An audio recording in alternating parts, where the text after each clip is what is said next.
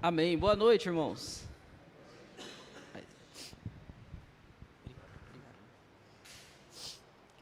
Que a paz do Senhor Jesus esteja com todos, amém? Hoje vocês estão mais acordados, hein? Domingo tá todo mundo dando um amém fraco, xoxo. Hoje vocês estão de parabéns, viu? Eu gostaria de pedir para os irmãos abrirem no livro de João, capítulo 15.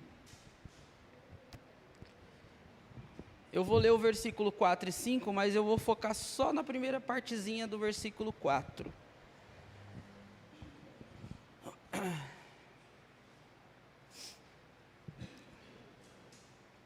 Essa mensagem hoje é uma mensagem de esperança para nós, uma mensagem de perseverança, né? Eu sei que vai passando os dias, né? As adversidades, as dificuldades, e muitas vezes nós acabamos pensando muito como ser humano, né? Como homem, né? E essa mensagem, ela tem essa ideia de nos dar esperança, nos fazer perseverar em Cristo. O título da mensagem é Começo, Meio e Continuidade. Começo, meio e continuidade. Geralmente a gente pensa assim, né? Começo, meio e fim, né? Mas nós como cristão é começo, meio e continuidade.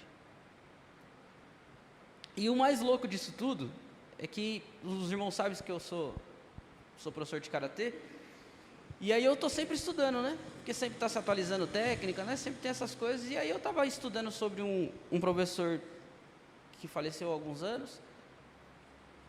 E aí ele deixou várias frases de impacto, né? O japonês gosta dessas coisas, né? Deixar umas frases assim, que eles têm umas habilidades, né? Para deixar uns pensamentos, né? E aí eu estava montando a mensagem e aí eu li essa frase dele, e a frase dele dizia assim: o karatê, ele tem começo, meio e continuidade. E eu falei, poxa vida, isso daí é o cristão. O cristão é isso. É começo, meio e continuidade. E o mais louco de tudo é que a arte marcial, principalmente o karatê, eles tem 3 pilares: corpo, mente e espírito. E eles tentam fazer os 3 ficarem na mesma sintonia, né? E aí muitos dizem, né? Quando você consegue atingir os 3 na mesma sintonia, né? Ter um corpo forte, uma mente forte e um espírito forte, você morre, né? Você passa para outro plano, porque o ser humano é impossível, é limitado, né? E o karatê tem muito essa máxima. E aí eu, estudando sobre isso, veio essa frase que casou exatamente com o que eu iria ministrar. E eu falei, poxa, esse vai ser o título: Começo, meio e continuidade. Ao decorrer dos dias, muitas vezes nós como ser humanos, nós pensamos, não vejo a hora de Deus me levar, que aí acaba todo o sofrimento. Não é assim que a gente fala? Mas aí é que está, é a continuidade. Porque se Deus nos leva, nós vamos para a eternidade com Ele. Glorificar, adorar, é a continuidade. E muitas vezes na nossa mente pequena nós esquecemos que é assim. Nós achamos que morreu, fechou o olho, acabou, enterrou, já era. E não. Nós temos que ter esse pensamento de que nós estamos num caminho, que nós temos buscado a Cristo, porque nós queremos uma continuidade de vida com Ele. Amém? E o texto vai dizer assim, João 15, 4, 5. Está em mim e eu em vós, como a vara de si mesmo não pode dar fruto, se não estiver na videira, assim também vós, se não estiverdes em mim. Eu sou a videira, vós as varas. Quem está em mim e eu nele, esse dá muito fruto, porque sem mim nada podeis fazer. Mas aí eu achei uma versão que só o comecinho do 4 vai dizer assim, permaneçam em mim e eu permanecerei em vós. Permaneçam em mim e eu permanecerei em vós. E eu quero começar com o começo. O começo não é apenas uma decisão intelectual. Eu tive uma boa ideia, vou seguir a Cristo. Não é bem assim que funciona. Racionalmente, talvez pensamos assim, mas não, Deus nos dá a oportunidade de ter um encontro com Ele. Muitas pessoas acreditam que tornar-se cristão é como assinar um contrato ou concordar com uma lista de verdades lógicas.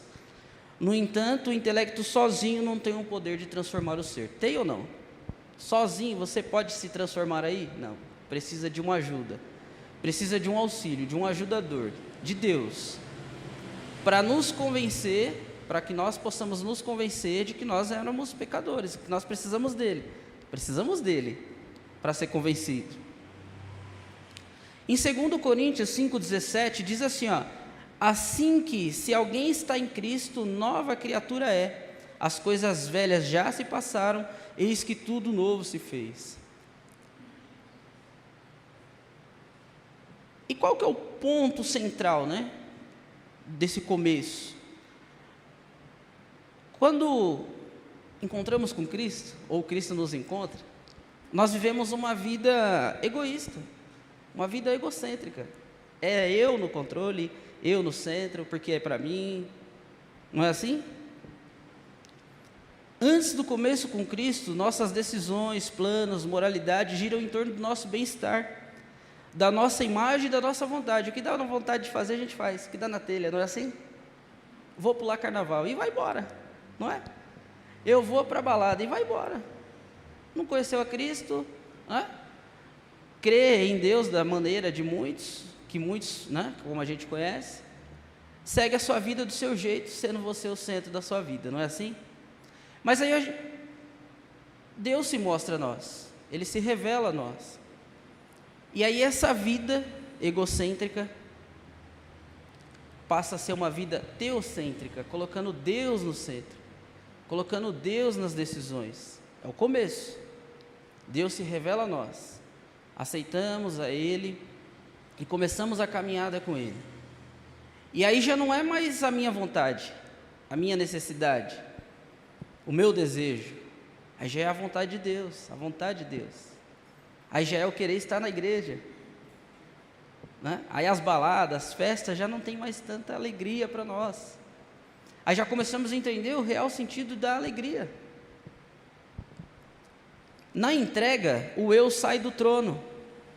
Como diz em 2 Coríntios 5,15, as coisas velhas passaram. E aí quando damos esse passo, reconhecendo quem é Cristo, aí as coisas velhas, o eu, aquele egoísmo meu, já era.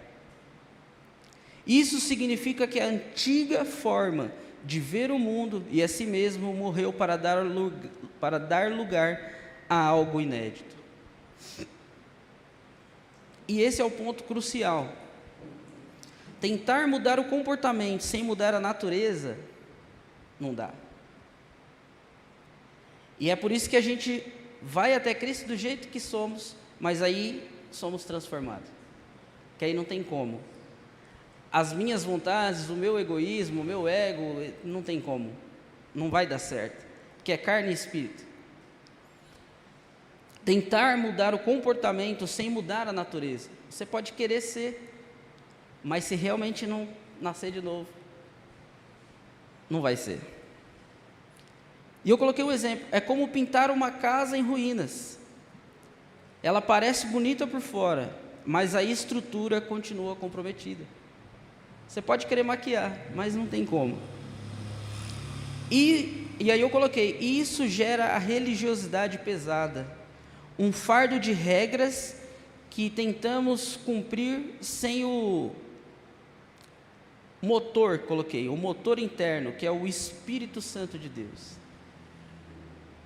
Veja bem, estamos falando do começo, né? Quando Cristo se revela a nós, é o início, é o nosso pontapé, o começo. Cristo vem até nós, se revela a nós, se mostra a nós, nós entendemos quem é Ele, entendemos que o ser humano precisa de Deus, e aí começamos a caminhada com Cristo. E aí vem o novo nascimento. O novo nascimento é uma mudança biológica e espiritual, eu coloquei. E é bem isso, né?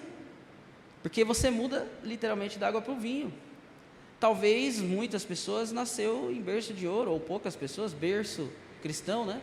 Vamos dizer assim. Mas não é a realidade da nossa população, né? Geralmente, grande parte, né, é o católico não praticante, não é assim? Grande parte é assim, herança de família. Ah, minha avó vai na igreja lá, na igreja católica, na missa, né? Quantas vezes no mês vai? No mês? Não, vai 2 vezes no ano na missa. Geralmente é assim, não é? Então é uma mudança biológica e espiritual. Você não está tentando ser bom, você recebe uma nova natureza que deseja o que é bom. E aí que entra o lance de começo, meio e continuidade. Porque Deus, quando Ele se revela a nós, Ele não está se revelando para o hoje, para o agora, Ele está se revelando para sempre, é para a eternidade. Sem o novo nascimento, a vida cristã é vivida na base da força de vontade. E aí eu coloquei, a religião diz, eu obedeço para ser aceito. E o Evangelho diz, eu aceito, por isso obedeço.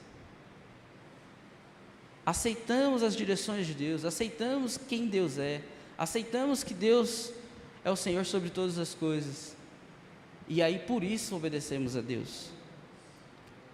Se não houvesse o começo com Cristo, que é a entrega, a nova criatura, a pessoa vive uma simulação exaustiva, tentando sustentar sua identidade que ela ainda não possui de fato.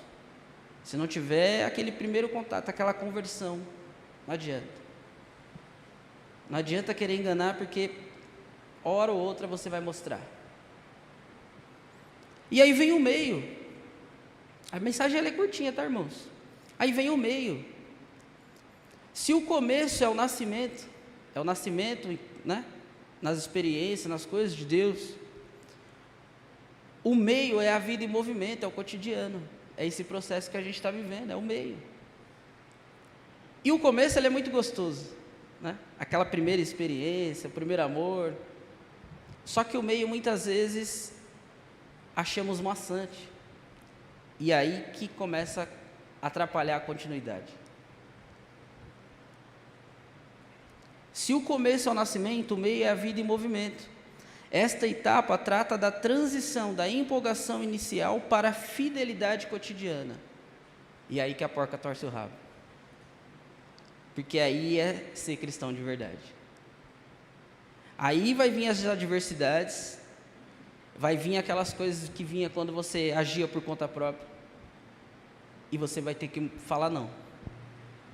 E aí começa a ficar doído. Porque aí a sua carne grita.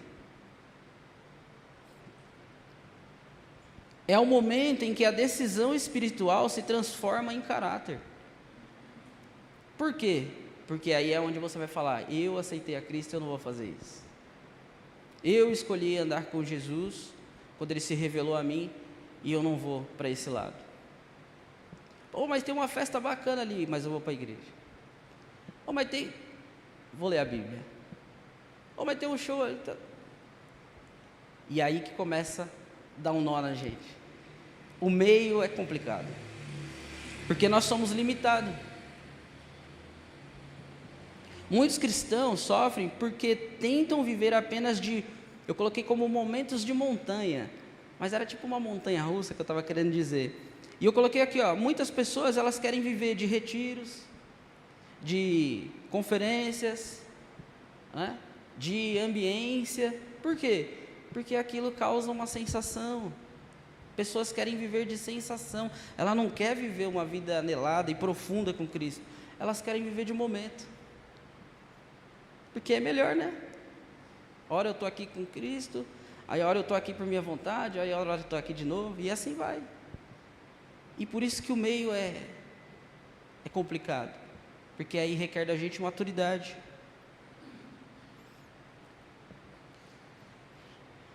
E aí eu coloquei momentos de montanhas, né, retiros, conferências, conversões.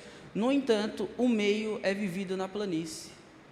O meio, que é a vivência com Cristo, aí é uma planície, aí é em linha reta ali é caminhada, sabe? Aí é tirar pedra, aí é o caminho. E aí eu coloquei que o meio tem a santificação. No meio, no caminho, tem a santificação. E eu coloquei, enquanto a salvação acontece em um instante, e quando eu falo um instante, eu estou me referindo ao começo, tá? Aquele se derramar, né, na presença, aquele primeiro contato, aquele amor ali que a gente sente na hora que se converte. A santificação é o trabalho artesanal de Deus ao longo de uma vida inteira. Aí é Deus trabalhando com cada um, aí é Deus moldando nosso coração, aí é Deus ajustando, quebrando, reconstruindo. Esse é o meio, o caminho. E eu coloquei o deserto. Na Bíblia, o deserto não é apenas um lugar de punição, mas de preparação. Quando olhamos para a Bíblia, vemos o povo lá no deserto só reclamando. Mas ali foi um lugar de preparação ali. Ali o povo entendeu algumas coisas, Moisés entendeu outras. Ali foi um preparatório. É no meio que aprendemos a importância da presença de Deus. É no meio que realmente entendemos quem Deus é. Porque aí é onde Deus começa a se revelar a nós, é onde Deus faz coisas que o ser humano não conseguia fazer. Aí é onde Deus começa realmente, a gente começa a enxergar quem é Deus. Aí é onde a gente tem a experiência de Jó, que antes a gente ouvia falar de Deus, mas agora eu tenho presença, agora eu vejo quem o Senhor é. É no meio, é no caminho. Em Gálatas 2:20, vai dizer assim, ó, já estou crucificado com Cristo, e vivo não mais eu, mas Cristo vive em mim. Aí no meio, Cristo vive na gente. Lá no começo, nós somos criança, menininho, né? Aí Deus passa a mão na cabeça, aí você anda meio capengando, mas aqui no meio não, aqui você já está comendo a comida sólida. Agora Cristo já vive em nós. E a vida que agora vivo na carne, vivo-a pela fé do Filho de Deus, o qual me amou e se entregou a si mesmo por mim. Aí já é Deus na parada. Gálatas 2:20 é a chave para entender o sustento no meio da jornada. O texto lá de Gálatas diz assim, ó, não sou eu quem vive. No meio não é mais você quem vive. Se você escolheu mesmo caminhar com Cristo, partilhar todas as coisas da sua vida com Ele, deixar Ele tomar as decisões por você, é Ele quem reina. Aí já não é mais nós, não é mais o meu egoísmo, já é Deus. Isso não significa que você perde sua personalidade, mas que sua força de vontade humana é substituída pela dependência divina. Aí a gente começa a entender que a gente é totalmente dependente de Deus. É no caminho, no meio. A gente não vai aprender isso lá no começo.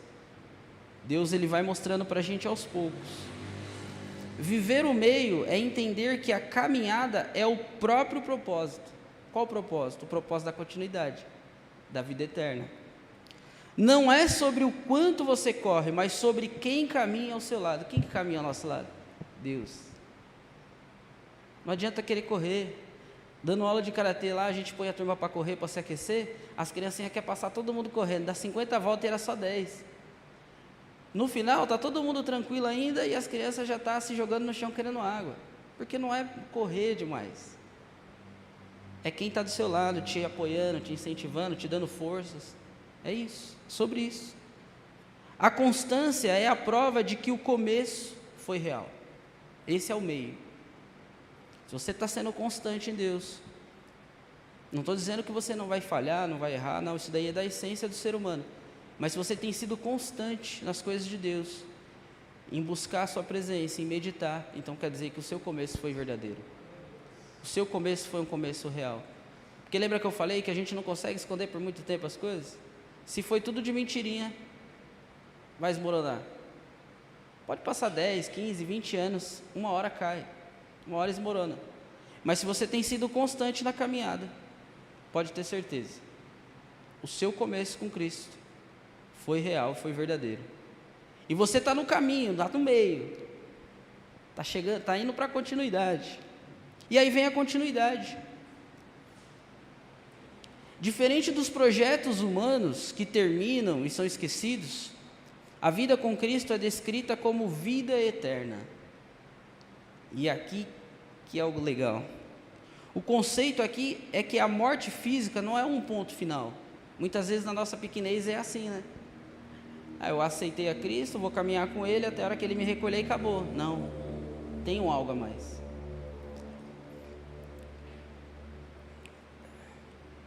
O conceito é que a morte física não é um ponto final, mas uma vírgula, uma mudança de cenário para quem já caminha com Ele. Filipenses 1,6 vai dizer: estou convencido de que aquele que começou boa obra em vocês vai completá-la até o dia de Cristo Jesus.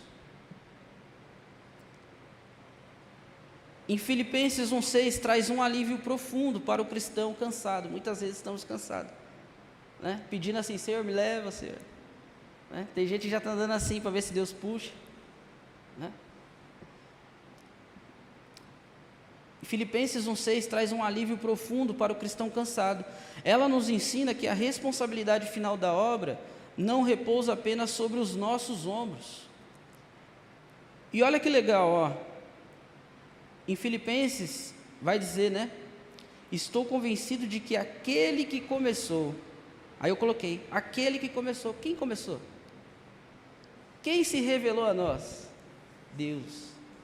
Aquele que começou. Então o começo é Deus, o meio é Deus e a continuidade é Deus. E aí diz, ó, há de completá-la. Deus começou, Ele estava lá no começo, Ele está no meio e Ele vai estar na continuidade. Isso nos dá a confiança de que mesmo quando falhamos no meio, e aí eu coloquei Deus como um arquiteto, o arquiteto da nossa alma não abandona a construção pela metade. E quando nós olhamos para a Bíblia, né, nós vemos Deus agir de algumas maneiras na Bíblia.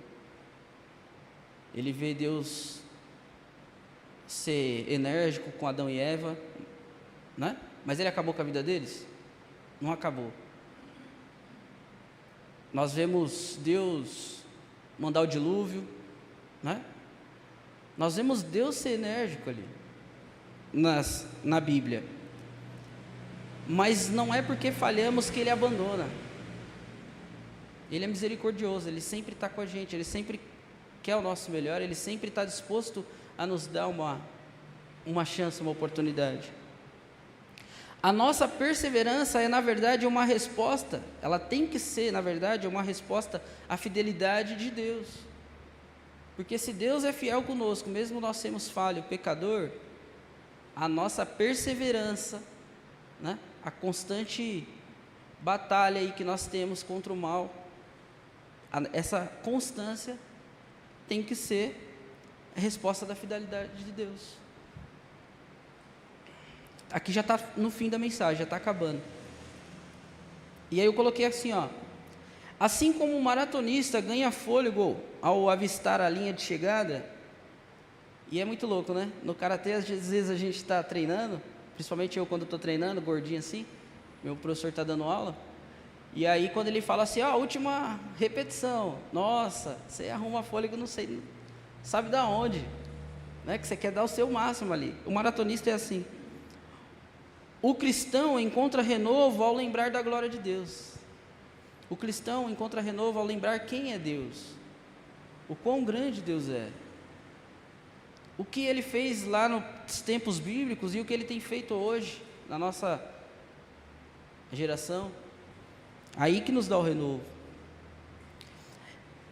Esta não é uma esperança vaga, mas a certeza de que a dor, o luto e o pecado terão um fim definitivo lá na continuidade.